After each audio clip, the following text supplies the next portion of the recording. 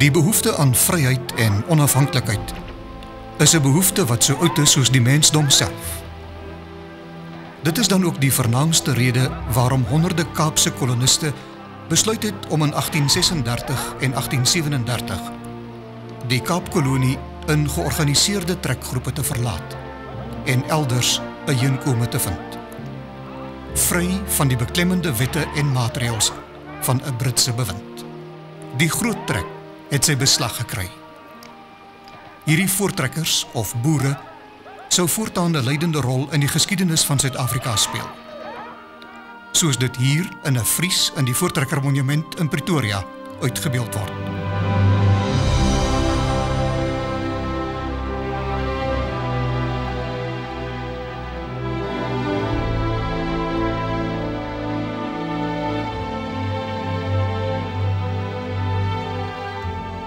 Die leier van een van die trekgeselskappe was Piet Retief. Hy was reeds 56 jaar oud toe hy as hoofkommandant en gouverneur van die trekkers verkies is. Op grond van die positiewe berigte wat hulle oor Natal ontvang het sy trekgeselskap besluit om die Drakensberg oor te trek en hulle daar te gaan vestig.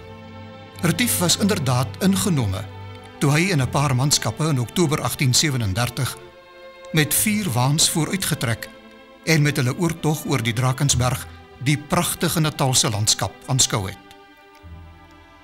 Die visie en ideale wat hy gehad het van 'n onafhanklike trekkerrepubliek in Natal kan in Koert Steinberg se standbeeld van Retief voor die Geloftekerk in Pietermaritzburg onmiskenbaar afgelei word. Retief doen eerste aan by Port Natal, die huidige Durban. Hy is daar vriendelik deur die ongeveer 60 Britse setlaars ontvang. 2 struikelblokke is reeds oorkom. Die Drakensberg kon oorgetrek word en die groepie Britse setlaars het inderdaad sy aankoms in Natal verwelkom. Maar daar was 'n derde struikelblok. Dingaan, koning van die Zulus. Hy het in 1828 sy halfbroer Shaka vermoor en in 1829 verhuis na 'n nuwe hoofkraal om Gongonshlovo, plek van die olifante, ongeveer 20 kilometer suidwes van die huidige Ulundi. Hierdie stad is later, op grond van verskillende bronne en getuies, deur verskeie persone geskets of geskilder. Dingaan het 'n goed georganiseerde Zulu-staat en 'n gedigte leer van Shaka geërf, en ook die steun geniet van die aanvoerders wat deur Shaka opgelei is. Om die gebeure by Bloedrivier duideliker te verstaan, is dit nodig om 'n idee te kry van die Zulu'se aanvalstegniek, wat deur Shaka verfyn en deur Dingaan oorgeneem is. Stel jou voor die bors, kop en horings van 'n bees. Dit was die 4 taktiese eenhede van die Zulu-leer. In elke eenheid was daar omtrent 4000 krygers. Dit wil sê 'n totaal van 16000 krygers, omtrent dieselfde aantal Zulus wat die Bloedrivierlaar aangeval het. Die 2 horings het bestaan uit die jonger en meer voortvarende krygers, die 4-pote met wit en bruin beesvel skilde, wat gewapen was met tot 4 werpassegaaie. Hulle het eers op die vyand afgestorm, hulle omsingel en konsternasie gesaai met hulle werpassegaaie wat hulle tot 50 meter ver kon gooi. Teoreties gesproke kon hulle 24000 tot 32000 werpassegaaie op die vyand laat neerreën. Die kop het bestaan uit die ouer en meer ervare krygers, deringkoppe. Hulle sou dan vorentoe storm en met hulle steekassegaaie kontak met die vyand maak. Die 4de eenheid was die bors of reserve, wat ook uit ervare krygers bestaan het. Hulle het agter die kop aangetree om hulle te ondersteun en ook te verhoed dat die krygers in die kop nie terugval of vlug nie. Teen ander swart stamme was hierdie aanvalstegniek baie effektief. Dit is egter 'n ander saak of dit bestand was teen die berede voortrekkers, hulle voorlaaiers, 'n waalaar en 'n krygstegniek wat nie so rigied was nie, maar ook afhangende van omstandighede op eie inisiatief staat gemaak het. Toe hy nog in Port Natal was, het Retief aan Dingaan 'n boodskap gestuur dat hy hom kom besoek om oor 'n grondgebied vir die voortrekkers te onderhandel. Min het Retief besef dat hy met 'n sluw en agterdogtige man te doen sou kry. 'n Man wat selfs nie geskroom het om sy eie familielede om die lewe te bring nie. Op 5 November 1837 het Piet Retief se oë die eerste keer op Umgungundhlovu gerus. Hierdie toneel, waar die stad geleë was, is uit die noorde geneem. 'n Paar opgeboude hutte is op die agtergrond sigbaar. Retief is hartlik deur Dingaan ontvang. Of so het dit voorgekom. Die onderhandelings het oënskynlik ook vlot verloop. Dingaan het ingestem om die gebied suid van die Tugela rivier tot aan die Mzumvubu rivier en vanaf die Drakensberg tot aan die see, wat Port Natal sou insluit, aan die voortrekkers af te staan. Hierdie gebied was maar uilbevolk, want Shaka het die meeste swart stamme in hierdie gebied doodgemaak of verwilder. Die meeste Zulus was dus buitendien in die gebied noord van die Tugela rivier gekonsentreer. Maar Dingaan se verkoopprys was vreemd. Vir die stuk grond moes Retief die beeste terugbring wat 'n swart kaptein, Sikonyela, konsuis van Dingaan sou gesteel het. Retief het maar te gredig beloof om dit te doen, want sy ideaal van 'n vrye voortrekkerrepubliek met 'n eie hawe het inderdaad nou 'n werklikheid begin word. Saam met die diewe. Ek sal van my beeswagters saamstuur. Hulle sal die beeste ken. As jy dit doen, sal ek vir jou grond gee. Die onderhandelings is klaar. Ons sal ons deel van die ooreenkoms nakom. Kom ons gaan. Maar eers moes hy terug na sy mense gaan, wie se waans in hierdie stadium op 'n plateaugebied duskant die Drakensberg, genoem Kerkenberg, gestaan het. Die trek het aan beweeg gekom. Retief sou op 12 November verjaar en sy dogter Deborah het op die dag sy naam met groen verf op 'n plat klip in die omgewing geverf. Dit kan tans nog besigtig word. Die tog bergaf het op 14 November 1837 begin.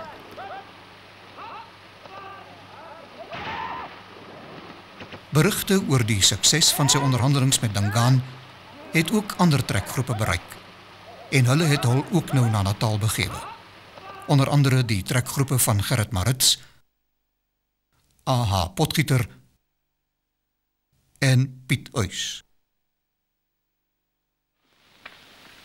Daarna het Retief weer teruggekeer na sy laar en vrywilligers gevra om hom na Dingaan te vergesel. Die beeste moes formeel oorhandig word. In Retief se bladsak was die akte van oordrag, of beter bekend as die traktaat van die beloofde grondgebied wat deur die voortrekkers se sekretaris Jan Bantjies in Engels opgestel is. Dingaan moes nog net teken. Piet Retief en 69 man, onder wie sy seun, asook 30 bediendes of agterryers, verlaat die trekkers op 25 Januarie 1838. Hulle sou nooit weer terugkeer nie. Retief het op 3 Februarie 1838 Dingaan se stad vanuit die weste genader.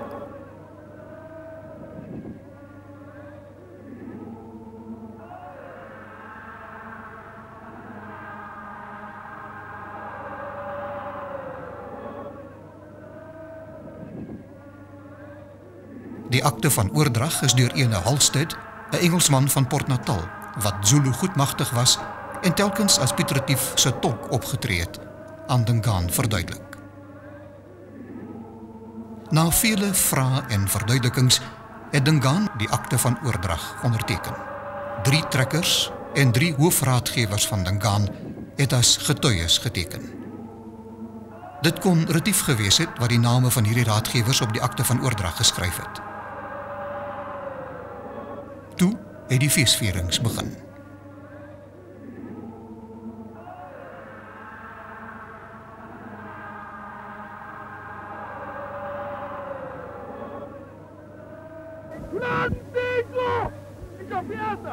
Die Zulus het weer met hulle danse begin. Daar was egter 'n ongemak onder die trekkers. 'n Mens kan jou indink dat Retief en sy manskappe maar op hulle lippe moes byt oor die feestelikhede, want 'n Sondag was vir die voortrekkers 'n gewyde dag. Maar Retief wou nie in hierdie stadium, met die getekende akte veilig in sy sak, die argwaan van Dingaan op die hals haal nie, en hulle moes maar belangstellend toekyk. Heelwat historiese neem Retief kwalijk dat hy ten spyte van die waarskuwings van sommige van sy eie mense, die Britse setlaars in Port Natal en die sendeling Owen, steeds geglo het dat Dingaan se bedoelings opreg was.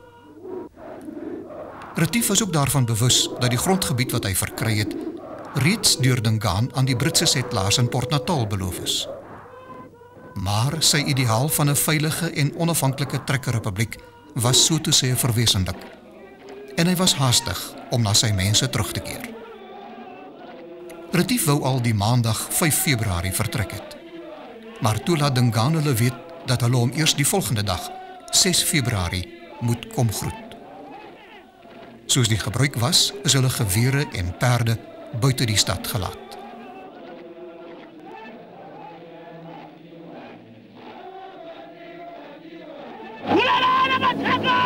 Op Dingaan se bevel, maak dood die tovenaars, is Retief en sy manne oorrompel, met rieme vasgemaak en na Kwamatiwane, 'n heuwel net buite die stad gedra, en met vegkieries doodgeslaan. Hierdie heuwel het nie Shlomo Amabutu geheet, soos baie geskrifte beweer nie. Die 30 bediendes moes dieselfde lot deel. Wat het Dingaan beweeg om hierdie verraderlike daad te pleeg? Vele redes word genoem. Dit bly egter 'n feit dat Dingaan die trekkers, wat in groot getalle sy land binne gekom het, gevrees het. Hulle oorwinning oor Msidikas se Batabelis en die onskynlike gemak waarmee hulle Sikonyela oorrompel het bloot sy wantroue jeens die trekkers versterk. Hy sou die blankes in sy land nou met een slag vernietig. Die moord op Retief en die mobilisering van Dingaan se magte die volgende dag is alles deur die sendeling Owen dopgehou. Sy woning was teen 'n heuwel net buite die stad. Alhoewel Dingaan hom sy veiligheid verseker het hy kort daarna sy goed opgepak, hom na Port Natal gehaas en die land verlaat, om nooit weer terug te keer nie. Die nag van Saterdag 17 Februarie 1838 word die niks vermoedende voortrekkers in die omgewing van die huidige Estcourt, Colenso en Wenen deur die Zulus aangeval. Gelukkig kry sommige laars betyds die tyding van die aanval en word die Zulu-mag tydelik gestuit. Maar die skade was reeds gedoen. Al die vee is weggevoer. 282 voortrekkers en 250 bediendes sterf. 'n Afdeling van die Zulu-mag het ook Port Natal aangeval en alles daar vernietig. Die Britse setlaars het vroegtydig gaan skuiling soek op 'n skip in die hawe en sodoende die dood ontkom. Na Retief se dood het Gerrit Marits, Piet Uys en A.H. Potgieter as leiers van die voortrekker in Natal na vore getree. Op 6 April 1838 word die kommando onder Uys en Potgieter by die Mteleni-berg deur die Zulus in 'n hinderlaag gelok. Piet Uys en sy seun Sneuvel en Potgieter en sy manne moes vir hulle lewens vlug. Daarom sou hierdie ekspedisie voortaan as die vlugkommando bekend staan. Die voortrekkers het Potgieter van lafhartigheid beskuldig. Hieroor het hy hom so vererg dat hy besluit het om met sy mense terug oor die Drakensberg te trek. Later sou hy 'n belangrike rol in Transvaal of die latere Suid-Afrikaanse Republiek speel. Op 13 Augustus 1838 loods die Zulus hulle aanslag op Gatslaar, ook bekend as Veglaar, langs die Boesmansrivier by 'n diep kloof of holte, vandaar die naam, wat 'n natuurlike verskansing gebied het. Maar hierdie keer was die trekkers voorbereid. 'n waalaar met alle openinge versper deur doringtakke was nou maar eenmaal die enigste manier om 'n aanval af te weer. Eers op die 3de dag kon slegs 75 weerbare manne daarin slaag om die Zulus te verdryf. Dingaan was nie baie in sy skik met die vertoning van sy ervare krygers by Gatslaar nie, en hy demoveer hulle tot die linkerhoring van jong rekrute. Dit was vir hulle 'n groot vernedering en hulle sou iets moes doen om weer Dingaan se gunst te wen. Hou dit in gedagte. Gerrit Marits sterf op 23 September 1838. Met Potgieter wat weggetrek en Uys wat gesneuwel het, was die voortrekkers nou leierloos. Maar 'n voortrekker-deputasie het reeds in Augustus 1838 in Graafrenet aangekom en 'n bekende en gesiene man gevra om hom by die voortrekkers in Natal aan te sluit. Die man was Andries Pretorius. Hy word feitelik onmiddellik as hoofkommandant van die voortrekkers verkies. Pretorius het ook nie op hom laat wag nie, maar ook onmiddellik begin om 'n kommando militêr op 'n moontlike aanval deur die Zulus voor te berei. 5 dae daarna vertrek 'n kommando van 57 waans en 400 man in 'n noordoostelike rigting na Umgungundhlovu. Hulle sou nou die offensief neem en Dingaan in sy aanvalle stuit. Langs die pad sluit nog weerbare manne met hulle waans by hulle aan. Die idee van 'n gelofte aan God het by Andries Pretorius ontstaan. As God hulle oorwinning oor die vyand sou gee, sou hulle 'n kerk tot sy eer oprig en hulle nageslag sou die oorwinningsdag gedenk deur dit aan God te wy. Op Sondag 9 Desember 1838 is Laar by die huidige wasbank getrek. Sarel Silje het tydens die oggenddiens die gelofte as 'n afsluiting by sy gebed ingesluit. Die gelofte is daarna daagliks herhaal tot 15 Desember 1838. Afgesien van die gelofte het Pretorius ook 'n streng gedragskode ten opsigte van eensgesindheid en gevegsoptrede vir sy manskappe neergelê. Die kommando het hierdie terrein, ongeveer 30 km suidwes van die huidige Vryheid, vanuit 'n heuwel in die weste, wat later as Vegkop bekend sou staan, genader. Hulle het die helling afgedaal en gevorder tot by die Nkome-rivier. Sommige waans, die waans het in 4 geledere getrek, was al deur die rivier toe die verkenners terugkeer en sê dat hulle die hoofmag van die Zulus by Nkutu omtrent 20 km daarvandaan gewaar het. Die Zulus sou dus dieselfde aan die Laar kon bereik. Pretorius het dadelik beveel dat die waans moes terugtrek oor die rivier. Met 'n kanonskoot het hy al die verkenners teruggeroep. Hulle het effens na die suide beweeg en waar die bronswaans nou staan, het hulle Laar getrek. Die trekkers was so geoefen dat hulle binne 1 uur 'n Laar kon trek. Pretorius het met 300 man uitgetrek om die Zulus te konfronteer, maar het besluit om dit af te las omdat dit reeds namiddag was en die volgende dag ook 'n Sondag sou wees. Dit was takties gesproke die regte besluit. 'n Konfrontasie met die Zulus in die oop veld sou, soos die ervaring geleer het, 'n waagstuk wees. Maar kom ons bekyk eers die Laar en omgewing van naderby. Die Laar is getrek met 64 waans. Dit sou 'n omtrek van ongeveer 400 meter gee. Omtrent die omtrek van 'n atletiekbaan rondom 'n rugbyveld. En 'n deursnee van ongeveer 65 meter.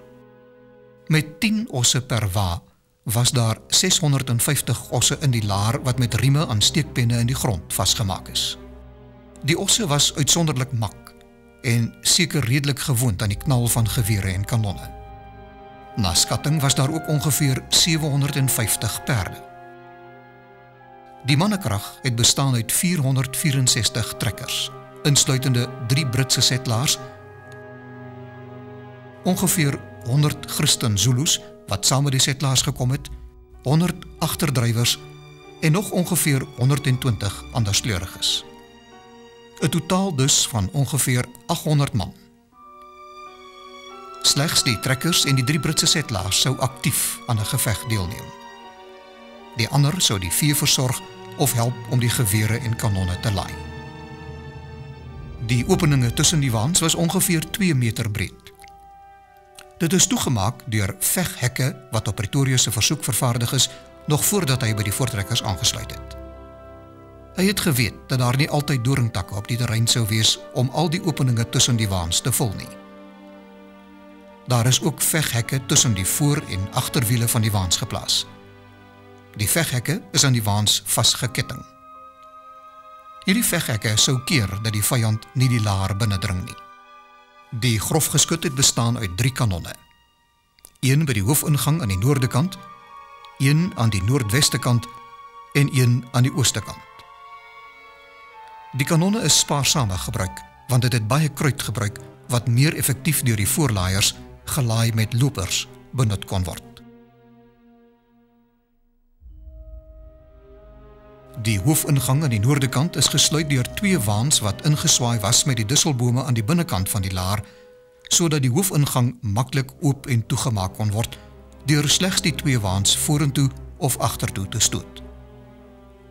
Hier het die kanon gestaan wat bekend was as Ou Griekie, wat op 'n onderstel van swaar ysterwiele gemonteer was en nie op 'n wa-as met wa-wiele nie.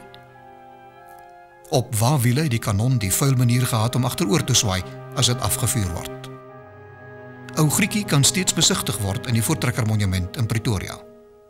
Hier is dit op wa-wiele gemonteer wat dit makliker maak om die kanon te trek. Die kanon aan die noordweste kant het die bynaam Weeskind gehad, omdat so baie kinders, so word beweer, weesgelaat is nadat hierdie kanon afgevuur is. Hierdie kanon en Ou Griekie is gelaai met skroot, stukkies potyster of klippe en kon 300 tot 400 meter ver skiet, maar was veral vernietigend op korter afstande. Die kanon aan die ooste kant was Pretoria se kanon. Dit was 'n 3-ponder, met ander woorde, dit kon slegs 'n ronde koel van 3 pond, ongeveer 1,4 kilogram afvuur. Afhangende van die lading kruit, kon dit ongeveer 1500 meter ver skiet. Die groot staatmaker van die voortrekker was egter sy geweer, wat 'n pangeweer of voorlaaier was. Dit het as 'n Sanna bekend gestaan. Die voorlaaier was egter nie altyd betroubaar nie. Die kruit in die pannetjie het gou water getrek en dan het dit nie ontbrand nie. Nat weer het die situasie ook net vererger. Hou dit ook in gedagte. Voorts het die loop gou warm geword en moes na ongeveer 10 skote eers afkoel en selfs ook uitgespoel word om die aangebrande kruit te verwyder. Die trekkers het tussen die waans gestaan en skiet, omtrent 8 man by 'n opening. Elke trekker het gewoonlik 3 of meer voorlaaiers gehad en met helpers om te laai het die skote redelik gou op mekaar gevolg. Te perd was dit moontlik om tot 4 skote per minuut te skiet, mits die voorlaaier telkens gevuur het. Buite om die laar is sweepstokke aan die waans vasgemaak en lanterns is aan die punte gehang.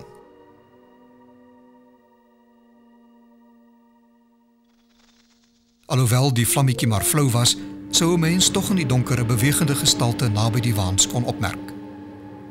Die vlam kon ook die korrel van die voorlaaier verlig. Was dit toevallig dat die kommando op 'n terrein moes land waar daar aan die suidekant van die laar 'n diep donga of sloot was met walle wat oorspronklik meer as 4 meter hoog was? Was dit ook toevallig dat hulle aan die ooste kant van die laar 'n rivier kon hê, wat oorspronklik breër en voller gevloei het, met 'n sekoeigat wat dieper as die lengte van 'n sweepstok was? Dit was natuurlike verskansings of hindernisse. Sou dit, in die woorde van Sarel Silje, die Here in sy heilige voorsienigheid kon wees, wat werksaam was en hulle toevallig op hierdie terrein kon laar trek? Die laar was aan sy ooste kant nie te na aan die rivier nie, omdat dit gereën het en die gebied moerasagtig was. Die gebied was oorspronklik ook dig begroei met riete. Aan die suidekant is die laar ook nie te na aan die Donga getrek nie, maar ongeveer 40 meter ver, sodat dit buite bereik van die werpassegaaië kon wees, indien die Zulus vanuit die Donga wou aanval. Die aand het die trekkers onder leiding van Sarel Silje 'n biduur gehou. Daar is saam gesing en gebid en die gelofte is die laaste keer herhaal. Die Zulus moes al naby gewees het, want hulle het die trekkers hoor sing, maar hulle het dit as 'n geweeklaag geïnterpreteer. Toe het alles stil geword. Dit is onwaarskynlik dat iemand aan die slaap kon raak. 800 man het op die koms van die Zulus en 'n nagaanval gewag. Die Zulu-mag het net na middernag, dit wil sê op 16 Desember 1838, vanuit 'n suidoostelike rigting die laar genader. Die twee horings van die aanvalsmag het eerste verskyn. 'n Digte mis het die laar omvou. En al wat die Zulus kon waarneem was die flou geflikker van die lanterns aan die sweepstokke. Hulle het gemeen dat dit die voorvadergeeste is wat oor die laar waak. En anders as hulle normale optrede, besluit hulle om nie met 'n nagaanval voort te gaan. Dit was die eerste taktiese fout. Sou hulle die laar in die nag bestorm het, sou die voortrekkers maklik oorrompel kon word. Hulle voorlaaiers sou ook in die nat misweer nie kon vuur nie. Die linkerhoring, die afdeling wat naaste in die rivier was, besluit egter om op hulle eie die laar aan te val en te oorrompel met die idee dat hulle daardeur weer Dingaan se gunst sou wen. Nog 'n taktiese fout. Hulle beweeg deur 'n drif in die rivier, ongeveer 600 meter suid van die laar, en gaan effens aan die weste kant om die Donga en beland in die gebied net wes van die laar. Maar toe verdwaal hulle in die digte mis. Dit het vir hulle gelyk asof die laar heeltemal verdwyn het. En aardig genoeg het die beeste en perde in die laar geen geluid gemaak nie. Enige geluid sou in die Zulus die posisie van die laar verraai het. Die trekkers kon in die laar die geskuifel van omtrent 4000 pare voete buite die laar hoor. Hulle kon selfs die vetgesmeerde lywe van die Zulus ruik.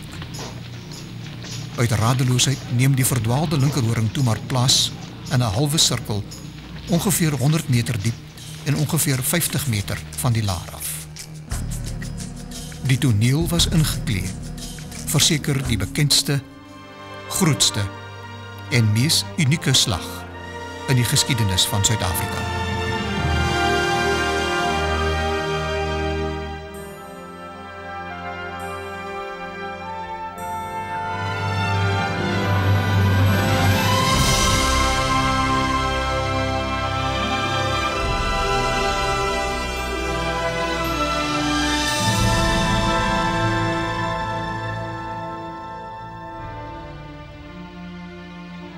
Toe die son opkom, lig die misgordyn binne 'n paar sekondes. Dit was 'n helder sonskyndag. 'n Ideale dag vir die pangewere en kanonne van die trekkers. Die trekkers moes net so verbaas gewees het om die ongeveer 4000 Zulus binne 50 meter van die laar te sien, as wat die Zulus verbaas was om die laar skielik voor hulle te sien opdoem toe die mis verdwyn. Toe die Zulus die bevel kry om te storm, begin hulle eers met hulle aanvalsdril deur op hulle skilde te slaan, te spring, te fluit en hulle krygskreet Usuthu aan te hef. Voordat die Zulus behoorlik spoed kon kry om hulle werpassegaaië te gooi, brand die trekkers los met hulle voorlaaiers en die weeskindkanon aan die weste kant en saai verwoesting. Laag op laag storm die Zulus, maar hulle uiters geslote geleedere en hulle dooie makkers is 'n groot hindernis. Die werpassegaaië dring nie die laar binne nie. Die geweldige aanslag van die voortrekkers kon hulle nie lank verduur nie. Sommige probeer skuilings soek in die Donga aan die suidekant van die laar, maar die trekkers beweeg aan die suidekant uit die laar en skiet van die wal af op die malende Zulus in die Donga. Honderde Zulus sterf. Dit was eens te veel vir die Zulus. Die wat in die Donga was, begin vlug na die suide en deur die drif waardeur hulle gekom het. Die ander begin weswaarts oor die vlakte vlug in die rigting van Vegkop. Hulle word te perd deur die trekkers agterna gesit en nog honderde Zulus word gedood. Dit was dan die eerste fase van die geveg, wat omtrent van 6:30 tot 8 uur geduur het. Meer as 1000 Zulus het gesneuwel. Die voortrekkers het skaars tyd gehad om verheug te voel oor hulle aanvanklike sukses en hulle wapens en ammunisie in orde te kry, toe die res van die Zulu mag van die suidooste opruk en voor die Shogane hoogte stelling inneem. 16 aanvoerders het effens verder noord versamel. Toe die regterhoring sien hoe hulle broers, die linkerhoring in die stof byt, het hulle afgestorm na die rivier. Hulle kon egter nie deur die rivier nie, en die trekkers het hulle buitendien vanaf die oorkantste oewer met die voorlaaiers gepeper. Terwyl die geveg by die rivier aan die gang was, het Pretorius beveel dat sy kanon aan die ooste kant van die laar op die koppie gerig moet word, waar die aanvoerders versamel het. Dit was amper 2000 meter ver. Daar is klippe onder die kanon gepak om dit hoogte te gee, 'n dubbele lading kruit is gebruik en die skoot is afgevuur. Daar word beweer dat die dood van die aanvoerders die Zulu mag totaal ontwrig en gedemoraliseer het. Dit is ook al skoot wat hierdie kanon tydens die slag afgevuur het. Dit het heeltemal omgeslaan. Die regterhoring kon nie daarin slaag om van die ooste kant die rivier reg oor die laar oor te steek nie. En hulle swenk nou suidwaarts in die rigting van die drif onderkant die Donga. Hulle word gevolg deur die kop en bors wat aan die laarhange van die Shogane saamgetrek was. Hulle beweeg deur die drif, om die Donga en kom ook aan in die gebied wes van die laar. 'n Ruk het verloop tydens die geveg by die rivier en die Zulu se laaste beweging. Dit kan beskou word as die einde van fase 2 van die geveg. Hoeveel Zulus van die regterhoring by die rivier gedood is nie bekend nie. Die derde fase sou die hoofaanval wees. Die mag wat nou op die laar toegesak het, was omtrent 12.000 man sterk. Die regterhoring het onmiddellik vorentoe gestorm en met hulle werpassegaaie aanval op die laar uitgevoer. Hulle is egter, net soos die linkerhoring, telkens teruggedryf deur die geweer- en kanonvuur van die voortrekkers. Daar het groot verwarring geheers. As 'n aanval misluk het die ouer regimente, die kop en bors, hulle makkers uitgeskel en dikwels probeer om deur hulle geleedere te storm. Die voortrekkers wou ten alle koste verhoed dat die Zulus 'n ruskans kry of moontlik moes gaan sit en wag vir die donker. Hulle ammunisie het ook begin min raak. Om 11 uur het die Zulu se aanvalle begin afneem. Hulle het begin onttrek en Pretorius het met 150 man uitgery om hulle in 2 kampe te verdeel. Die Zulus wat ooswaarts gevlug het probeer om deur die rivier te kom, maar hulle is in die stroom deur die voortrekkers doodgeskiet. Die Nkomo rivier het rooi geword van die bloed van ongeveer 1000 Zulus. Daarna het dit as bloedrivier bekend gestaan. Meer as 3000 Zulus het gesneuwel en slegs 3 trekkers is beseer, onder wie Andries Pretorius wat 'n assegaaaiwond in sy linkerhand opgedoen het. Die agtervolging is voortgesit deur die rivier en toe noordwaarts in die rigting van Shogane Ntabana. Die groep wat links uitgeswenk het weer suidwaarts om die Donga na die drif geswenk en toe ook in 'n noordelike rigting gevlug. Hierdie gebied sou later Mtambo, die vlakte van Bene, heet. Die trekkers het hulle 3 ure lank agtervolg. Laatmiddag het almal teruggekeer laar toe. Die slag van Bloedrivier was verby. Pretorius se kommando sou hierna as die Wen-kommando bekend staan. 'n Dankdiens is in die laar gehou en dit kan as die eerste herdenking van die gelofte beskou word. Die volgende oggend, 17 Desember 1838, is die laar opgebreek en die trekkers het in 'n suidwestelike rigting na Umgungundlovu begin trek. Op 20 Desember 1838 nader hulle Umgungundlovu. Maar Dingaan het sy stad aan die brand gesteek en met sy volgelinge in 'n noordwaartse rigting gevlug. Dingaan is verslaan, maar nie die Zulus nie.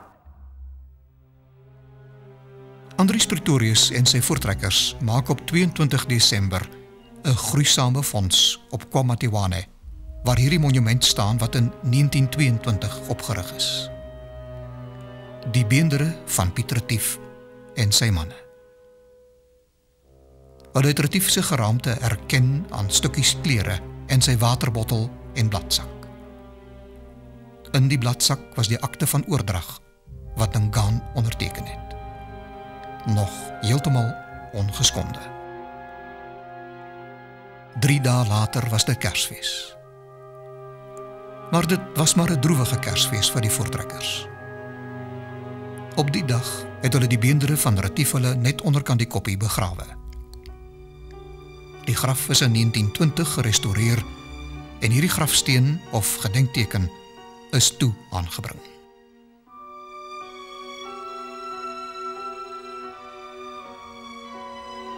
Die volgende jaar, 1839, het die voortrekkers die Republiek Natalia uitgeroep oor die grondgebied wat Dingaan aan die trekkers oorgedra het. Vereers was die behoefte aan vryheid en onafhanklikheid bevredig en kon aandag aan die nakoming van die gelofte geskenk word. Die een deel van die gelofte, dat ons 'n huis tot sy eer sal oprig, is reeds in 1840 nagekom toe die voortrekkers hierdie geloftekerk in Pietermaritzburg in gebruik geneem het. Die geloftekerk kan vandag nog besigtig word. Die gevels en voorportaal is in 'n latere stadium aangebou. Reeds op 16 Desember 1866 is hierdie klipstapel in die middel van die Waalaar geplaas toe 'n groep mense met ongeveer 50 ossewaans op die terrein byeengekom het om die slag van Bloedrivier te herdenk. Die aanwesiges, wat onder meer bestaan het uit voortrekkers en 'n Zulu-vegter wat aan die werklike slag deelgeneem het die klippe gestapel op die plek waar die middelpunt van die oorspronklike laar ongeveer was. Maar wat van die ander deel van die gelofte? Dat ons die oorwinningsdag elke jaar as 'n dankdag soos 'n Sabbat sal deurbring en dat ons aan ons kinders sal sê dat hulle met ons daarin sal deel. In die jare wat na die slag gevolg het, is 16 Desember onder vele gemeenskappe as 'n Sabbatdag gevier. Die dag was vanaf 1910 as Dingaansdag bekend, maar as gevolg van besware teen die naam is dit in 1952 na Geloftedag verander. Na die verkiesing in 1994 het die nuwe Suid-Afrikaanse regering die vakansiedae hersien om alle bevolkingsgroepe se behoeftes in ag te neem. Daar is onder meer besluit dat 16 Desember voortaan as Versoeningsdag bekend sou staan. In baie Afrikaner gemeenskappe word 16 Desember steeds in die gees van die oorspronklike gelofte, wat vanaf 9 tot 15 Desember 1838 afgelê is, op plekke soos die Bloedrivier erfenisterrein en by die Voortrekkermonument in Pretoria gevier. Maar oor die jare het verskillende weergawes van die slag van Bloedrivier die lig gesien. Sommige historici betwyfel dit selfs of die slag van Bloedrivier ooit plaasgevind het, terwyl ander van mening is dat die voortrekkers se oorwinning 'n wonderwerk was. Die laaste woord oor Bloedrivier is nog nie gespreek nie. Maar hoe dit ook al sy, die besondere betekenis van 16 Desember sal vir baie Afrikaner gemeenskappe nie ongedaan gemaak kan word nie.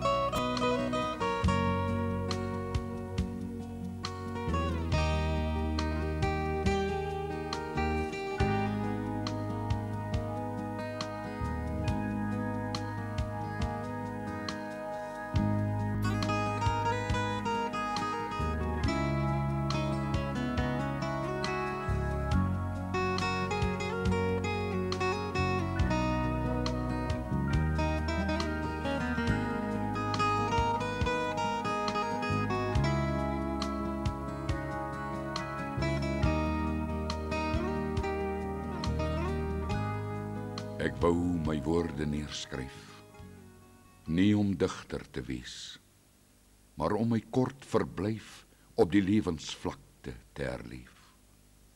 Tog skryf ek vir jou, soos met 'n brief aan 'n maat. Ook jy moet voel hoe die rou my nooit verlaat. Ek skuif die gordyn skriefie groot oop, en voor 'n brokkie van die mooi verdwyn, moet jy dit saamvat, voordat jy verder loop.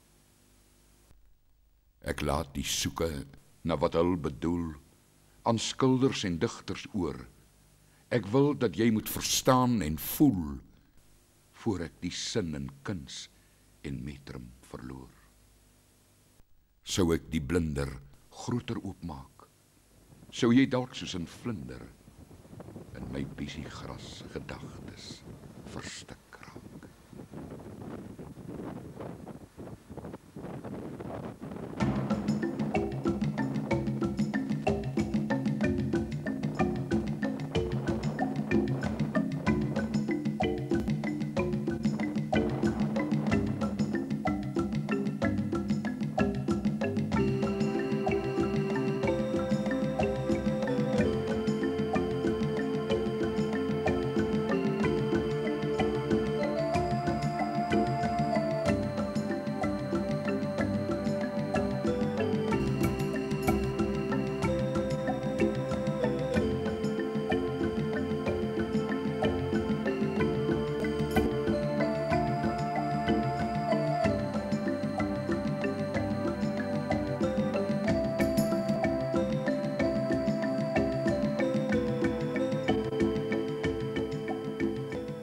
Naby 'n ou swartkop lê 'n paar morge, waar tarntale holte skrop sonder skrik of sorge.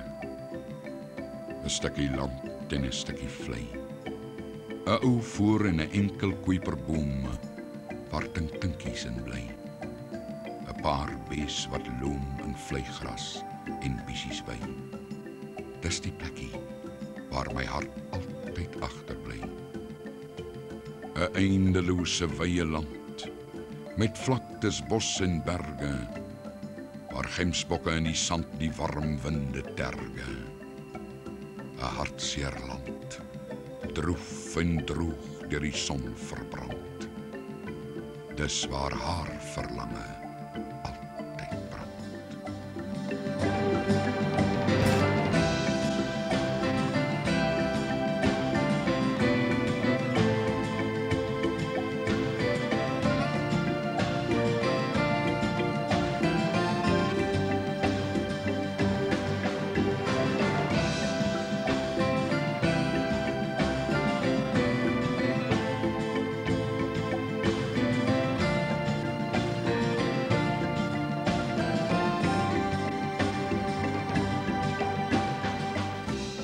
Miskien sal ek eendag zwerf en bitter poësie op 'n vuil muur met bewend handverf.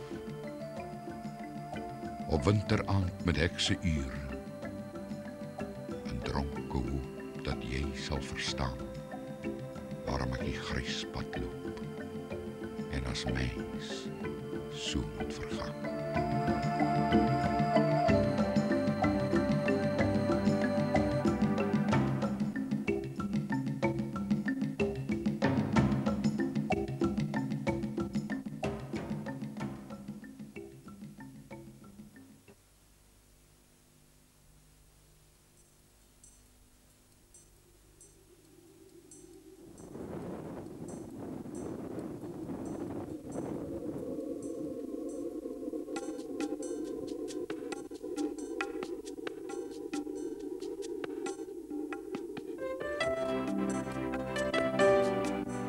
Die Augustuswind ruk voet.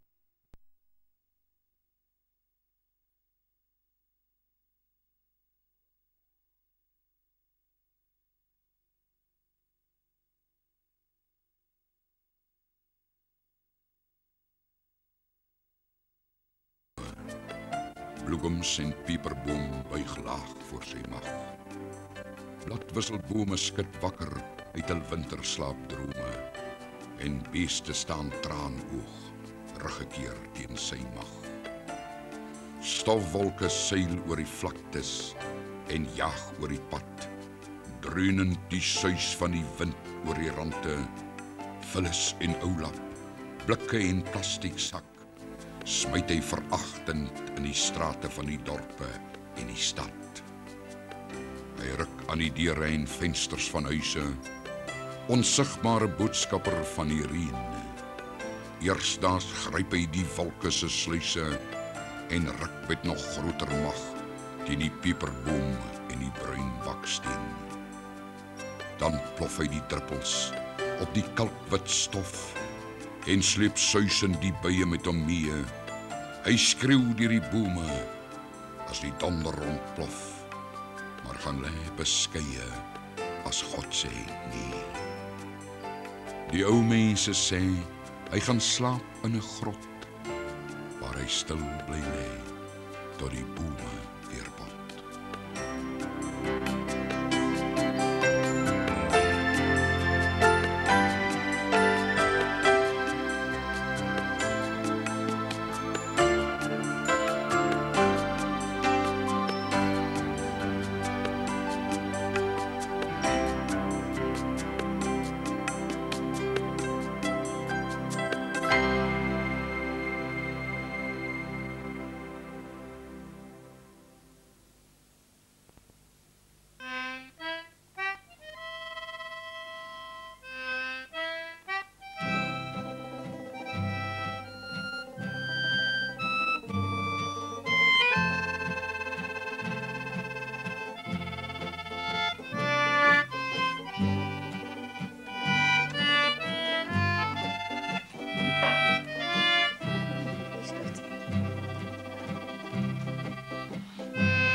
Mense weet van die restaurantjie, maar elke keer nie.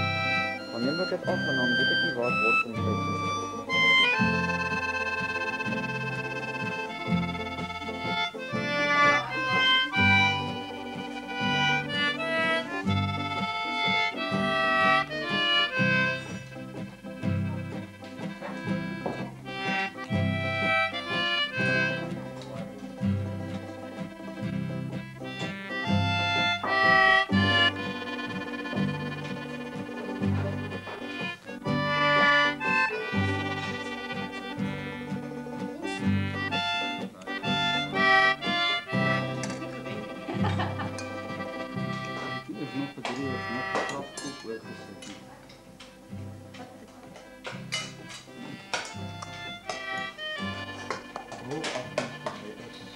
Ja, ek het al voor, maar ek wil nou 'n bietjie met jou praat.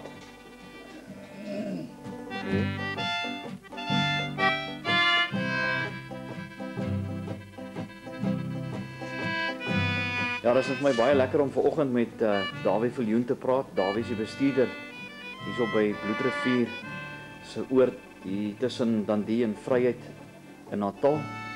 Môre Dawie. Môre Rudy. Maar hierso ons het nou al 'n paar keer hier kom lekker sit en kuier en alles en so aan. Dit is altyd vir ons lekker om hiernatoe te kom. Maar ek wil graag hê jy moet net so 'n bietjie uitbrei oor Bloedrivier. Wat is hierso as mense nou sê net maar vir 'n naweek of 'n week hier wil kom kamp? Wat kan hulle alles hierso doen? Hier is volle kampeerfasiliteite met kragpunte, 'n baie groot ablusieblok met warm water en stort en ook 'n bad. Dan het ons ook 'n paar kamers hierso beskikbaar met 'n eie badkamer of 'n eie stort. Die meublement sal binnekort opgegradeer word en ons kan baie mense hierso kry. Ons het dit werklik nodig hierso. Maar dit is lekker as 'n mens hiernatoe kom en jy kry net weer 'n bietjie die stilte van die natuur, veral as jy daar onder by die laar en goed rond so. Sê vir my, as 'n mens 'n groot groep mense hiernatoe wil bring, kan julle so 'n groep ook akkommodeer? Ons sal groot groepe kan hanteer. Ons doen dit veral met kinders wat ons in die laar laat slaap as die weer dit toelaat. O, dis baie lekker. Ons het 'n klompie matrasse beskikbaar daarvoor. Ons laat die mense ook toe as dit groot groepe is om 'n kampvuur binne in die laar te maak. Ons het die hout en alles beskikbaar daarvoor om net vooraf gereël word. Is dit? Wat is julle telefoonnommer hierso by Bloedrivier? Die telefoonnommer is 034 632 1695. 1695. En jy kan met Dawie of Elwie praat. As mense van die groot pad af wegdraai hier na Bloedrivier toe, hoeveel kilometers is dit van daar af tot hierso by die ongeveer 22 kilometer grondpad. En dan is daar ook 'n nuwe grondpad deur na die ander slagvelde van Islandwana en Roksdrift ook, waar dit baie korter maak. Ja, ons het gister vir toeval so gery, so jy kan eintlik hierdie hele slagveldroete in sê maar 2 ure se tyd kan jy dit doen. Ja, miskien 'n bietjie langer. Bietjie langer, ja. 4 ure. Hoe lank is julle nou al hierso by die oord? Dit is nou 3 jaar hierso. En seker baie mense al gesien, internasionale besoekers en so. Ons kry redelik baie internasionale besoekers. Ons het ook internasionale mense wat elke jaar terugkom vanaf byvoorbeeld Holland, die ANWB groep. Hulle kom met 'n klomp campers hierso en hulle kom elke jaar in Augustus. Hoor hierso, ons het nou so 'n bietjie daarvan gepraat. Kry jy baie snaakse vrae van mense, weet as hulle hierso kom ten opsigte van die oord, glo hulle wat hier gebeur het en so? Man, die meeste glo, maar daar is enkelinge wat hulle eie weergawe het of vra waarom het dit so, die blankes het so of so gedoen en miskien 'n rassistiese kleur daaraan gee, maar oor die algemeen is daar geen rasisme van enige ras af nie. En jy het nou vir my ook gesê, julle wys gewoon of julle verwys gewoonlik die mense wat hiernatoe kom om 'n draai te gaan maak oorkant by die Zulu Museum. Ja. Hoe is die verhouding tussen Bloedrivier se museum en die Zulu Museum oorkant die rivier? Die verhouding is baie goed.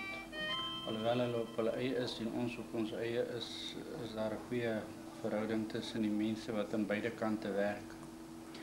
En ek sien die oord is pragtig, die gras is mooi kort. Dit is regtig 'n plesier, weet as 'n mens vir 'n naweek wil bietjie wegbreek en so aan. So mense kan die kamers en so aan wat daar is, kan hulle hier met die jy weet vir 'n week of wat ook al, maar hulle moet hom net met julle bespreek. Ja, hulle moet dit net vooraf bespreek. En enige uitsonderlike vandat julle nou al hier is, gebeurtenis wat miskien nie plaasgevind het? Ja, die belangrikste gebeurtenisse was treintoere wat Rudy Rousseau vir ons gebring het en dan ook die hotel op wiele wat ook ons al 'n paar keer kom besoek het en dan baie ander busgroepe van oorsee af wat toermaatskappye vir ons hiernatoe bring. Ek is seker mense is baie verbaas as hulle vir die eerste keer na Bloedrivier toe kom. Hulle weet nie van hoe oulike plek is dit eintlik nie en die winkeltjie en die lekker etes wat jou vrou aanbied en so aan.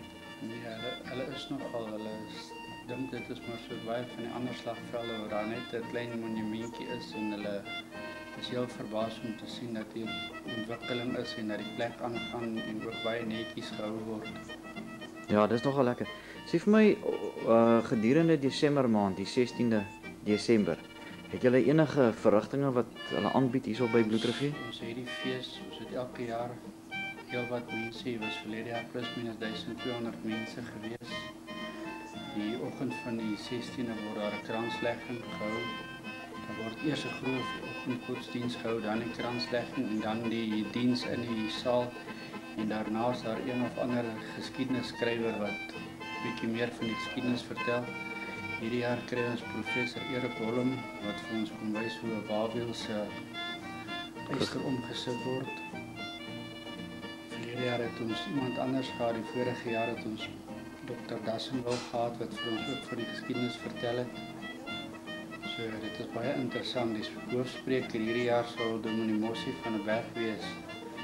Die Saterdag en die Vrydag voor dit is daar ook programme wat aangebied word, soos die Saterdag byvoorbeeld is Erik Holm se wawiel, dan is daar kleiosse, skuifskiet en ook 'n paar ander programme, jeugskei, daar is swem in die dam wat ons gaan aanbied. So dan is daar ook die Saterdag aand konsert kampvuur in die Waalaar en die Vrydag aand is daar. Dit klink baie lekker. Is daar ook so iets. Sê vir my en dan net en laastens, is kinders baie welkom? Kinders is baie welkom. Ek dink jy seker nogal met hulle ouers kom, maar hulle kan in skoolgroepe of in toergroepe ook kom. Dis seker nogal 'n lekker ondervinding om in die aand so in die Ossewaal by die laar te slaap. Dit is nogal baie lekker. Soms bietjie koud, maar Dit is baie dit is lekker. deel van die pret. Vir Dawie baie dankie. En so al die mense wat graag 'n draai wil kom maak by Bloedrivier is baie welkom. Hulle is baie welkom. Hulle kan enige tyd vir ons skakel. en hulle kan met ons 'n afspraak maak. Dankie Dawie. Dis nou ook vir my baie lekker om vanoggend met Elbie Viljoen te praat. Sy hou die lekker ete se goed hierso aan die gang by Bloedrivier. Môre Elbie. Môre Rudy. Hoorie so jy het al baie lekker werk en so en ek wil weer sê, die etes en so aan is van uitstaande gehalte. Ons ken Elbie ook nou al 'n paar jaar met die treintoere wat ons hiernatoe bring. Sy kan vir groot groepe kos gee. En Elbie, vertel ons so 'n bietjie meer van die kombuis en alles en die besoekers wat jy kry, groot groepe. Ja, ons kry so af en toe groot groepe, danksy Rudy ook. Dan kry ons 'n treingroep hier van geen so 180 mense kos. Gewoonlik maak ons 'n potjie en ons trakteer hulle met allerlei boereetes en allerlei dinge wat vir ons Afrikaners bekend is. Ja, dit is werklik so. Die kos is fantasties. Ek meen elke keer ek kan nie wag om Bloedrivier toe te kom net om die ontbyt te kom eet nie. Ontbyt is so lekker vullend. Sê vir my Elbie, troues en so aan, kan julle hierso aanbied in die eetsaal? Ja, ons kan in die saal ook troues aanbied. Ons kan wel die saal ook verhuur en mense kan self kuiter, ons kan die catering ook vir hulle doen. O, dis baie lekker. So met ander woorde, wat is die minimum mense wat julle ene kan vat? Met ander woorde, julle kan seker nie meer as sê 180 mense vat nie, of kan julle meer as daai groepe vat? Ons kan meer vat, ja. In die saal sal ons kan. Ons kan tot so 250 met gemak. In die restaurant kan ons tot 50 mense met gemak hanteer. Nou dit is seker belangrik dat as mense hier wil kom trou, wat ek dink 'n belewenis sal wees, of as daar 'n groot busgroep of 'n treingroepie aankom, moet hulle seker net dan reël met jou voor die tyd. Ja, nee, ons verkies dat hulle reël, want omdat ons eintlik afgeleë is, ver van die dorp af en al daai dinge, het ons nie al die voorraad in gereedheid nie. Ons moet weet vooraf sodat ons kan alles in gereedheid bring vir hulle. So met ander woorde, al die voorraad en goed voor die tyd weet te koop en so. Ons verkies dat mense bespreek en ons het ook nie 'n vreeslike groot personeel nie. Dinge moet maar voor die tyd gereël loop hier en goed aangaan. Ek moet sê dat van die treingroepe wat ons al gebring het en so aan, was dit fantasties. Dit is lekker om hierso te kom en die mense te trakteer aan regte Suid-Afrikaanse tradisionele kos. Wat so lekker disse maak jy dat ek net die mense so 'n bietjie kan lus maak om regtig gedraai te kom. Gemmerbier is nommer 1. Die verkoop ons elke dag hier uit. Ons maak bobotie met geelrys, ons maak vetkoek en maalvleis wat natuurlik 'n treffer is vir die oorseese mense ook. En dan maak ons vleispastye, alles tuis gemaak. Ons kook tradisionele boereete, skaapbout en lekker. Potgebraaide vleise met die gewone pampoen, boontjies en rys en gebraaide aardappels en dan maak ons 'n nagereg vir hulle daarbey. En ons bedien dit met 'n glasie wyn. Yes, dis lekker. Ja. Die enige spesiale versoeke wat julle al gehad het vandat julle hier is? Nee wat, ek dink die mense is tevrede met wat hulle kry. Ja. Nee, dit is so. Elbie, baie dankie. Die mense moet gerus 'n draai kom maak om lekker getrakteer te word op Suid-Afrikaanse tradisionele disse. Ja, ons hoop so. Ons wag vir daai mense wat kom. Dankie Elbie, lekker dag hoor.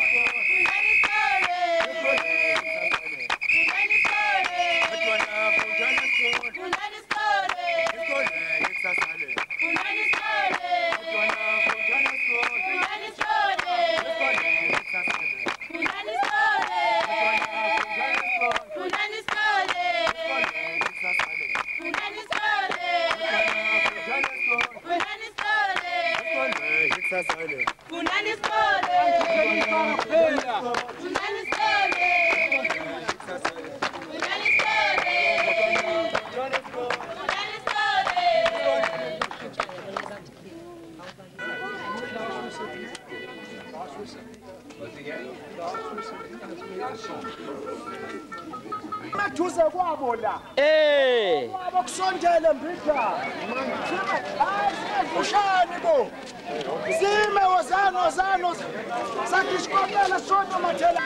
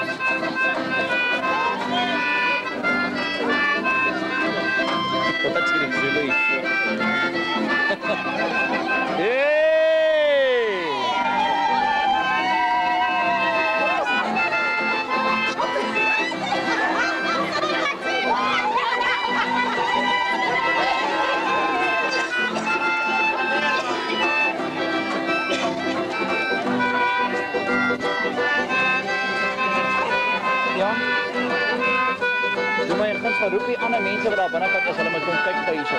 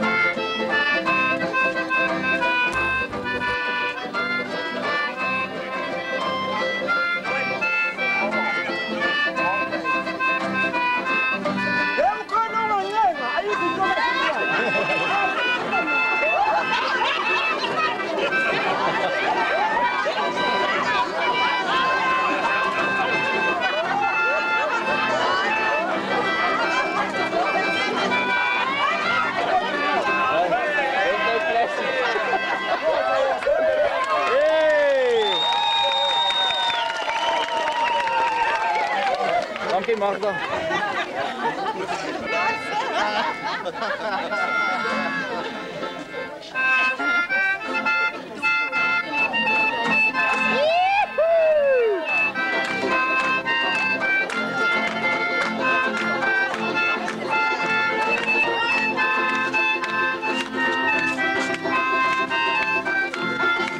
Wys maar hulle met hande klap.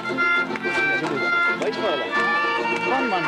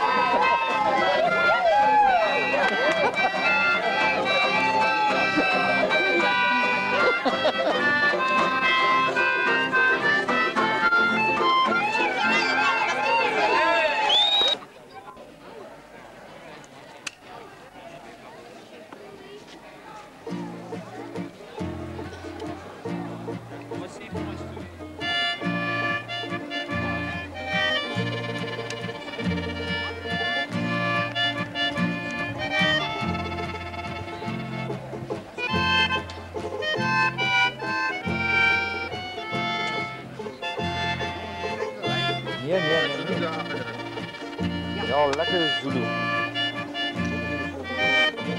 Nee, goed dan.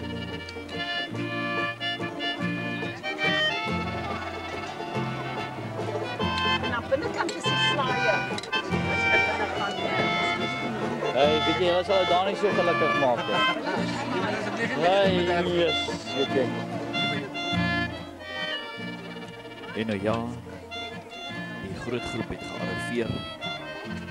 En wat 'n wonderlike ondervinding was dit net nie gewees nie. Ons was 'n groep van so 180 mense gewees waarvan omtrent 40 kinders was. En op die egte boeretradisie, heerlike boerekos die aand geniet. Ai, wat 'n ondervinding was dit net nie gewees nie. Dit is nou nasiebou op die hoogste tradisie. Om op hierdie geskiedkundige plek te wees, saam met soveel wonderlike mense. Wanneer laat ek julle nou so perfekte aand? Afrika Trein Safaris is 'n organisasie wat die lekker dae van treinry weer wil laat herleef. En ons bied hierdie tipe toere aan om jou na plekke toe te vat wat jy net altyd van hoor, maar nog nooit daar was nie. En natuurlik die tradisionele orkes van Dani Vry wat ons vergesel het. Mense, dit was 'n ondervinding wat 'n mens baie lank sal bybly.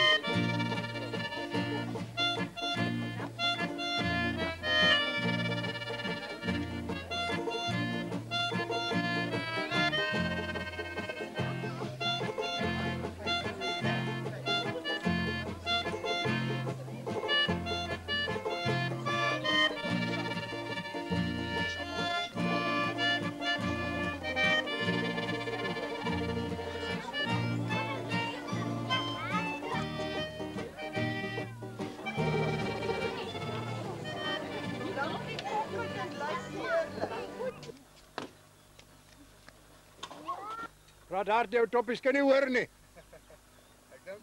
Dit klink beter. Nee, praat harder, laat ons jou kan hoor.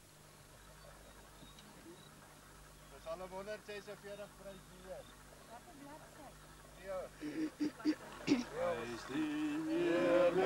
Blye galme oor my siel was ryke stof.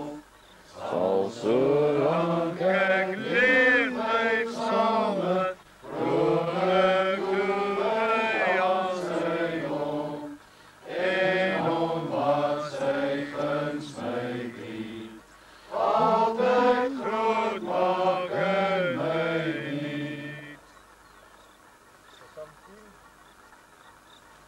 Goede God aan U die Heer,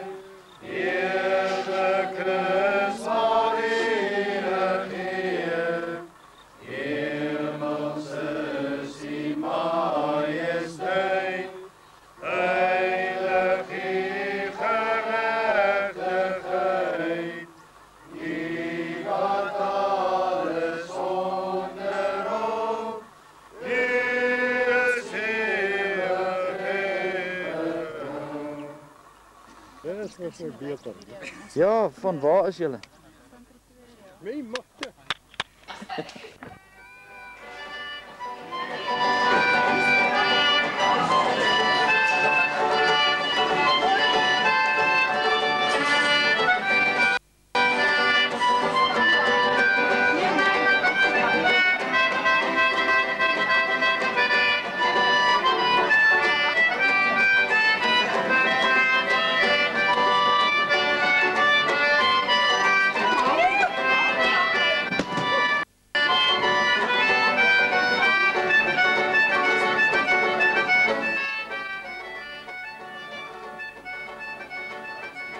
Ja, wat 'n ondervinding was dit net nie gewees nie.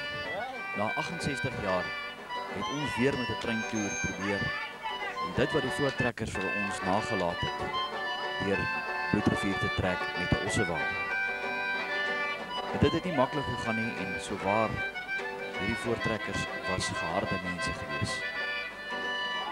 En die manne wat so lekker speel is die gasorkes van ons van Dani Gry. En ai, dit is dan lekker om so 'n tradisie te hê in 'n mensevolk.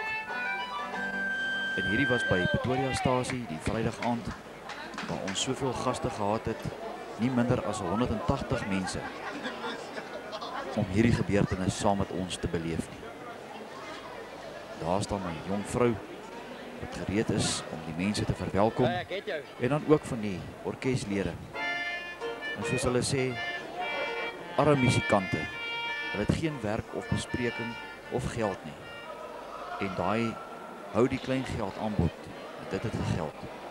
En ons was ook baie geëerd gewees om Dani Gry se splinternuwe CD, Springbokfontein, die aand saam met ons te vat. En dit was sommer lekker. Ons het lekker gekuier. Wat 'n groot gebeurtenis was dit net nie vir ons gewees nie.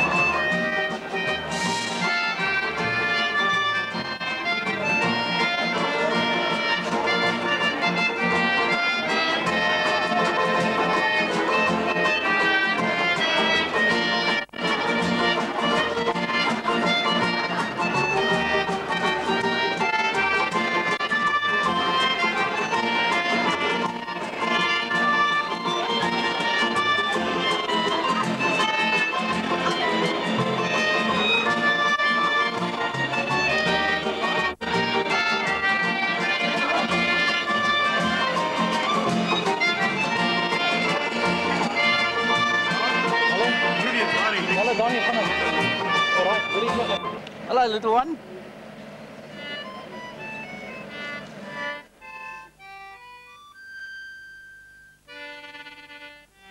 En so het ons by Dundee-stasie gearriveer die Saterdagoggend met die ou Grietjie kanon en die vuurkleur van die boere kommando en dan ook die Engelse vlag en dan natuurlik 'n ware karakter daar uit Dundee se wêreld, oom Laurens Posheld. Ai, het die mense hom net nie geniet nie. Al daai lekker verhale van die Anglo-Boereoorlog het hulle so aan die lippe gehad die hele tyd. En natuurlik oom Japie met die hoetjie, al die pad daar van die Weskus af van Reinsdorp. Maar dit was nou regtig 'n belewenis gewees.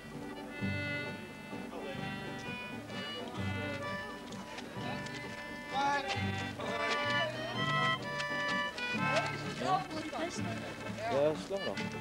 Hulle het net gesien.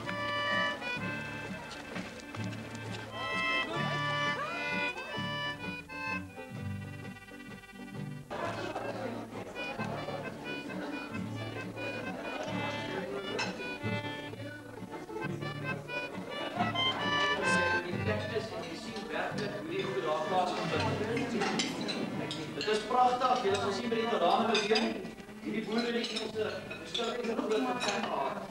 Dit is net nadat hulle leidingspunt ingeneem het, die boere besluit op hier toe nie verder nie. En die agterkant as jy in die terrein rond beweeg, sal julle sien, as julle so opkyk na die koppie, die skanse wat daar is. Nou oom Laurens, hy is nie die eerste, is nie nog nie. Hy kan natuurlik, julle moet hom 'n bietjie vra, as julle so rondstap, vat hom saam. Hy is vol van die geskiedenis. Hy kan julle alles vertel. Dan, ons maak gewoonlik skoppe toe, ons gee 'n prys weg. Hierdie naam het ons 'n selfoon. Om hierdie selfoon te wen, hy splinter nie, jy kan maar kyk in die boksie waar hy is, die loodjie is R20. Dan trek ons hierdie loodjie op naam daar vir Bloedrivier. En dan kyk die kinders wat vanmiddag na die kleivak toe gaan, die mooiste kleibos, ons R100 voor. Daai kleibos, ons by in die museum. En dan gaan daai kinders so met gesin het wat hulle en hy sê, "Maar dat ek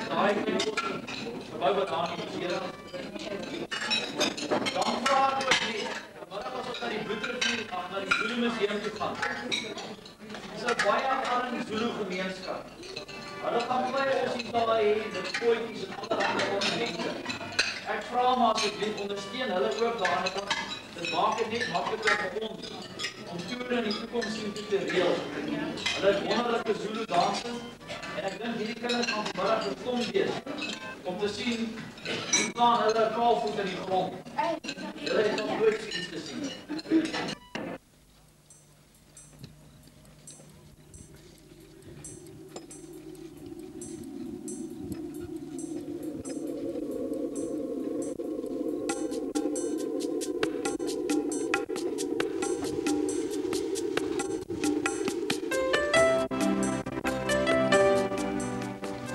Augustuswind ruk woedend deur die bome. Bloegoms en pieperboom buig laag voor sy mag. Bladwisselbome skud wakker uit hul winterslaapdrome en beeste staan traanhoog, ruggekeer teen sy mag. Stofwolke seil oor die vlaktes en jag oor die pad, dreunend die suis van die wind oor die rande, vullis en oulak. Blikke en plastiek sak, smyt hy veragtend in die strate van die dorpe en die stad. Hy ruk aan die deure en vensters van huise, onsigbare boodskapper van die reën.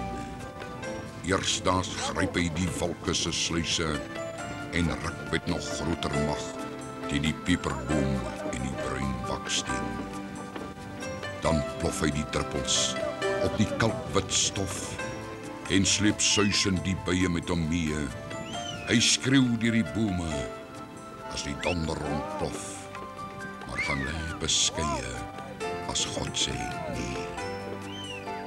Die ou mense sê hy gaan slaap in 'n grot, waar hy stil bly lê tot die bome weer bot.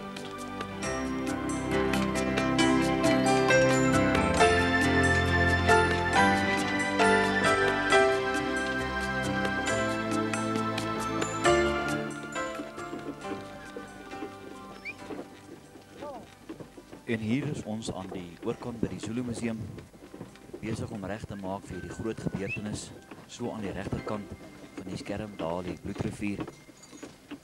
En ons wil ter ere aan die voortrekkers weer 'n ossewaard deur die rivier gesleep het. Maar dit wys jou dat diere ook daai instink het, want gedurende die somermaande, Desember, reën dit baie in die gebied. Die beeste het die dag die aanvoeling gehad, want die rivier was redelik in vloed gewees, om nie daardeur te wil gaan nie. Maar nogtans, ons gaste wat saam met ons gekom het op hierdie treinrit, het gesien hoe 'n groot storie dit is om hierdie ossewaard deur die rivier te trek. Ek kan myself oordeel. Ongelukkig na 'n tyd moes ons die osse en goed losgesny het, want hulle het vasgesteek en seker ook maar bang vir die water gewees. En oom Japie, wat aan die voortou was, het vir ons al hierdie dinge gereël.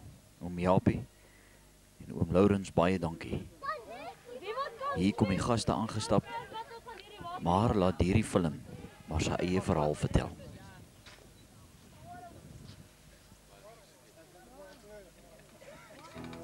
En ek voer in die diens van my meester, die dood, met alles wat lewe is stryd.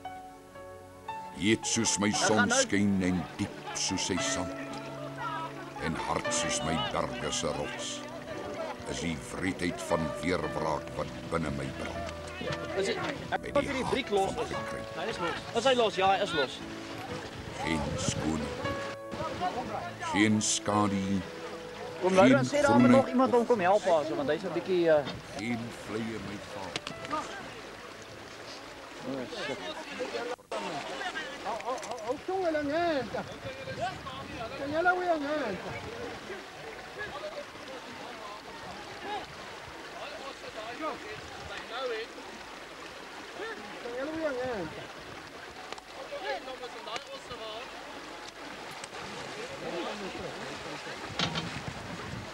Hulle kom terug. Wag gaan. Maar jy moet nou nie so toe gaan hê met jou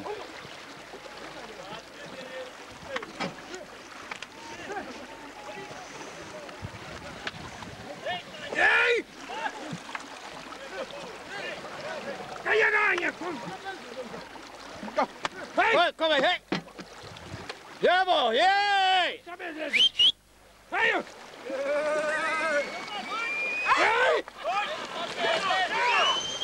Ek net ek stap net dan nou raak in die sweep.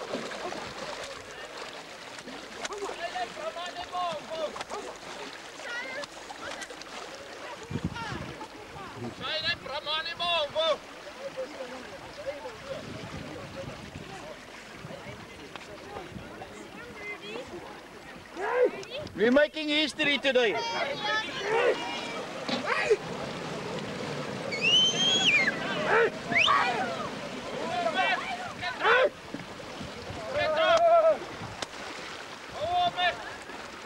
Okay, daar is die eerste ene op. Okay, daar gaan hulle. Hey! Kom John! Hey! Jy! Ja, doen het toch wel zo goed.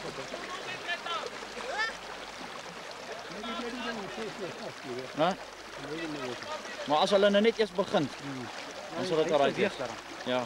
Ek het met Fabel gehad dus ook. Dis hard. Hey!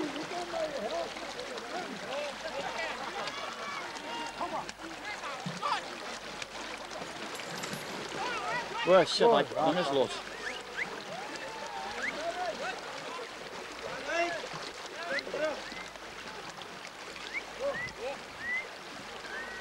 Mense moet net 'n bietjie geduldig wees. Ek klim hier in die water in. Ek kan help hulle daarvoor. Ja, hulle moet nou net eers daai ding oor daai ding se horings kry, maar jy moet pas stop dat hy moet kap met die horing. Sal dit nie help as ons in die sweep van hier af piets nie? Hulle het 'n lang kou. Ek hoor van sit met my bakkie hoor. Hulle net trek. Ja. Dink oom nie, maar nou moet oom hier deur die rivier nou. Maar ek loer nie deur die rivier. Wow. Wow. Yes. Wow. Waar gaan hy? Wow.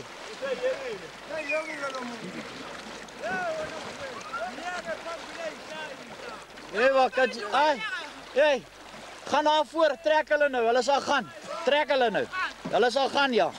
Ons gaan nou fucking doping op hom die se kans. Sien jy so sê? Ja, as hy. Okay.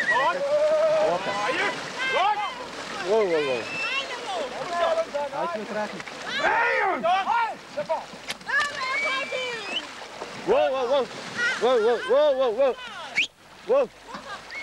Wow. Okay, wow. Hey, wow. Hey. Vandaar. Go raad hier die front. Julle met daai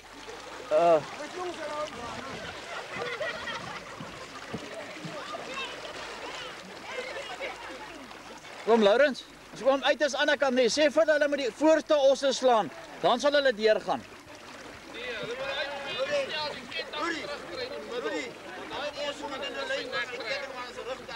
Kom Japie, kom help!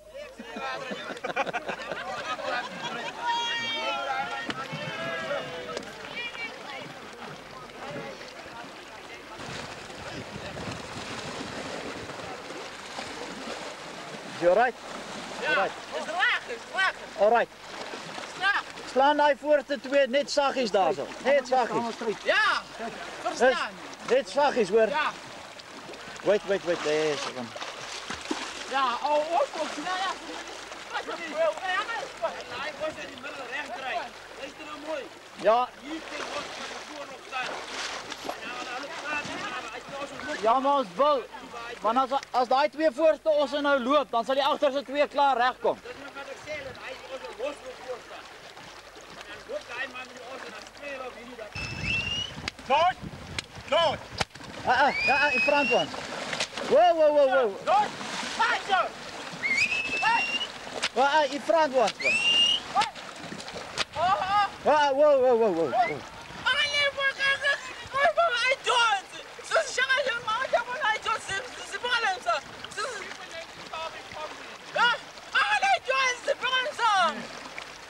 Yes, straight now, straight. Ja, wacht net, hy is reg. Hæ? Hy is nie reg. Ja, sien hy het net sy neus keer gedraai, net sy horing nou daar uitsteek.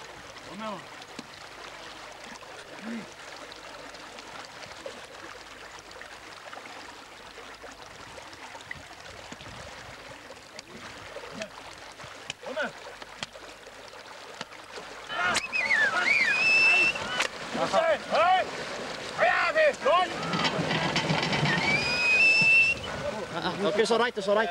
Shaya front ones. Shaya in front ones. Dala. Shaya in front ones. Hey, Dala. Lap aside, kom lap aside. Hey, beginning, lap aside. Shaya this one. Okay, man, Wag. Okay, gaan so om.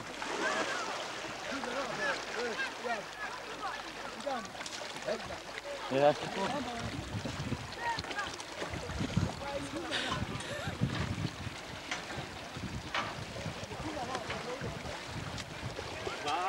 Wag 'n bietjie. Yes. Daar's hy. Okay, yes.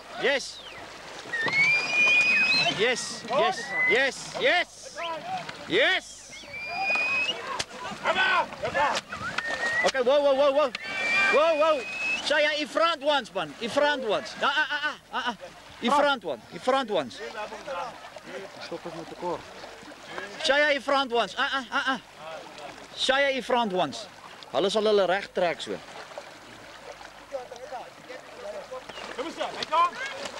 Yes. Whoa. Kijk, Dala. Lappen weer lappen aside.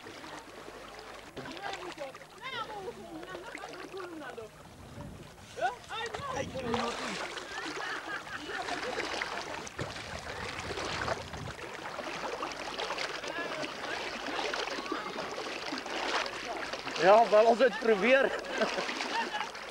Die volk hulle na 'n jong predikant gewend. Hulle het hom gevra om hoofredakteur van die eerste Afrikaanse koerant te word. Hierdie man het die landskap voorberei vir die gebou wat moes kom. Dit was Dr. D.F. Malan. U staan op die scheiding van 2 eeuwen. 1938. Die Ossewaard-trek. Hoe goed onthou ek nie Dr. Malan se toespraak by Bloedrivier nie. Dis hierdie eeuwfeestjaar wat die volk wakker roep uit sy doodslaap. Dis Danskraal en Bloedrivier wat het weer oor Suid-Afrika se vlaktes uitpasuin. Dat om te kan oorwin, jy boven alles nodig het om op te kyk. En dat met die wederopstanding van die Afrikanerdom se ou idealisme, daar ook uit die graf moet verrys, nuwe hoop, nuwe vaderlandsliefde, nuwe wilskrag en nuwe eenheid.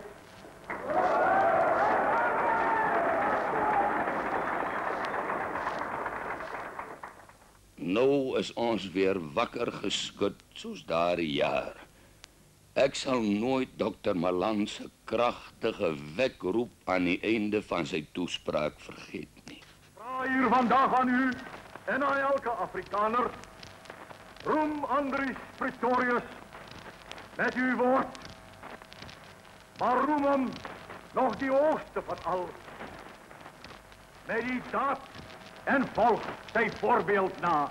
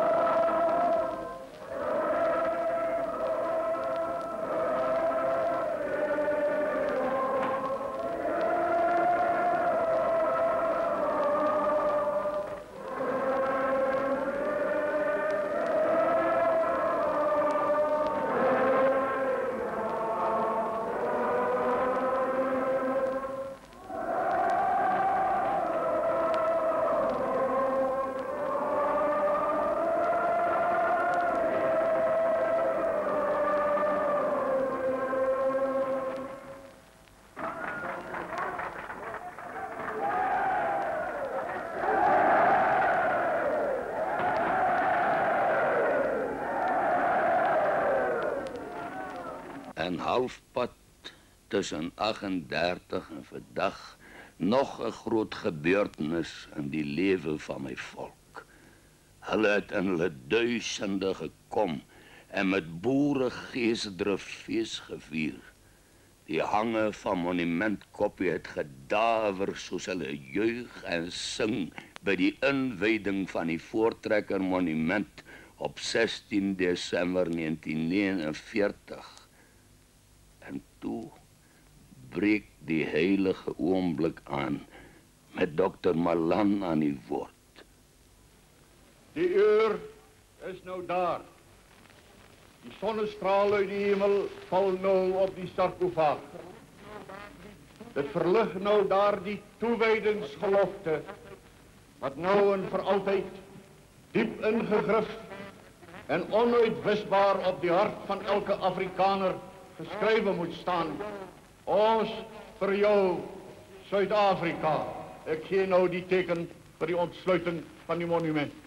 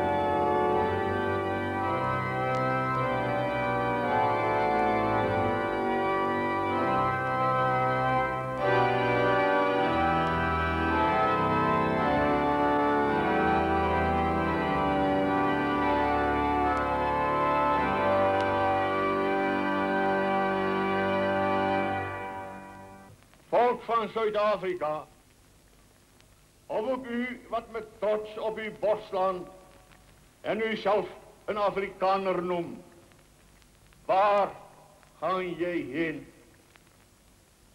Zal Zuid-Afrika nou en altijd, zal u voor uzelf en voor uw kinders die uitdaging aannemen en moedig en vastberaden uw taak aanvaardt?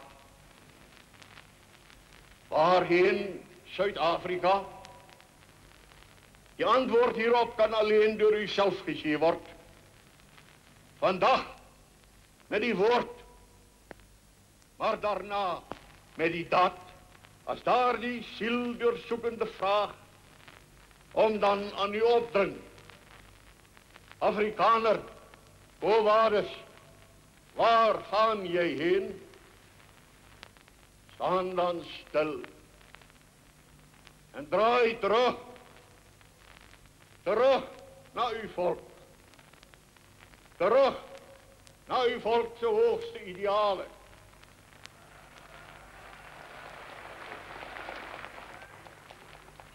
Terug naar die pand wat ook aan u toebetrouwd is om te bewaren. Terug naar die volksaltaar, waarop u uw offers moet leggen. En als dit van u geëist wordt, ook u zelf als een offerande. Terug naar die heiligheid en die onschendbaarheid van uw gezinsleven. Terug naar uw christelijke wandel. Terug naar uw christelijke geloof. Terug naar uw kerk. Terug naar uw God.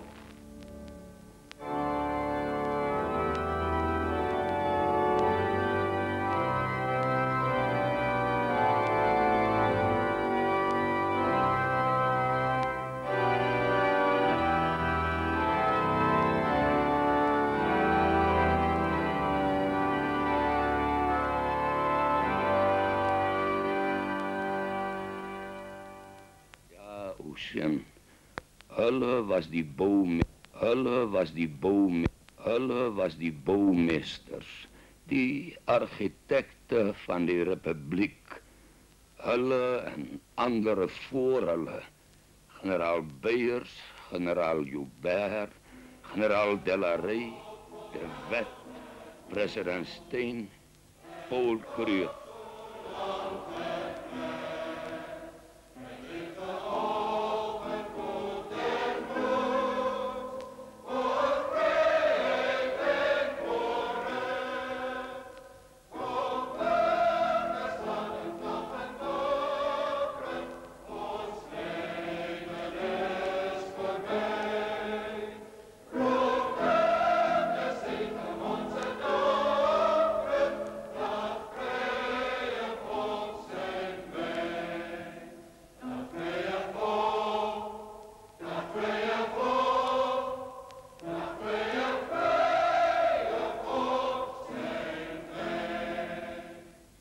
Die meest centrale figuur in ons volkse geschiedenis is Paul Kruger, echter niet slechts man van die verleden nie. Hij is ook, en wel boven alles, man van die toekomst. Zoek in die verleden, zo het hy gesê, dat wat goed en schoon is, en bouw daarop jou toekomst. En daar die toekomst was vir hom helder. Maar hoor nou verder. Baie van wat opgebouw is vernietig. Maar met eenheid van sin en eenheid van krachten kan weer opgerig word wat afgebreek is. Want al het hy in sy eie persoon van die toneel verdwyn. Hy het toch die fundamente gelei, waarop daar die toekomst, wat hy met sy geestesoog gesien het, alleen vast en zeker kan verreis. Slechts 50 jaar is nou voorbij. En heel Zuid-Afrika is nou een soeverein onafhankelijke land, met die onbetwiste recht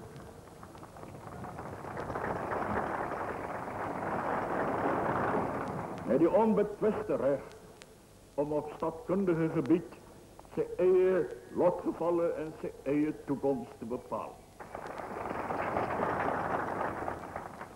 Die vraag is hier gepast en mag wel gesteld worden of Paul Kruger sy toekomstgezicht die herstichting van een republiek in Zuid-Afrika ingesluit het.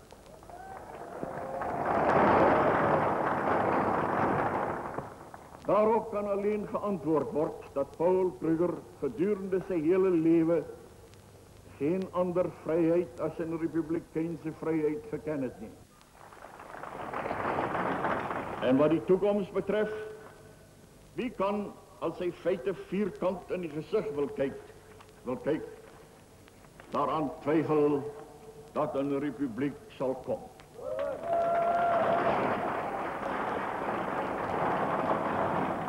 Het vormt immers een deel, en misschien ook nog die belangrijkste deel van die geschiedenis van Zuid-Afrika. En geschiedenis op zichzelf kan jy niet soos met een nat lap doodveeg nie. Het is niet op een bord of zelfs op papier met inkt geschreven of afgedrukt nie. Het is geschreven op levende, kloppende harten. Dit schept een onafwendbare lotsbestemming. Maar op watter manier moet die republiek verkry word? Zo zei die heren, niet door kracht en niet door geweld nie, maar door mijn geest zal het geschied. Het is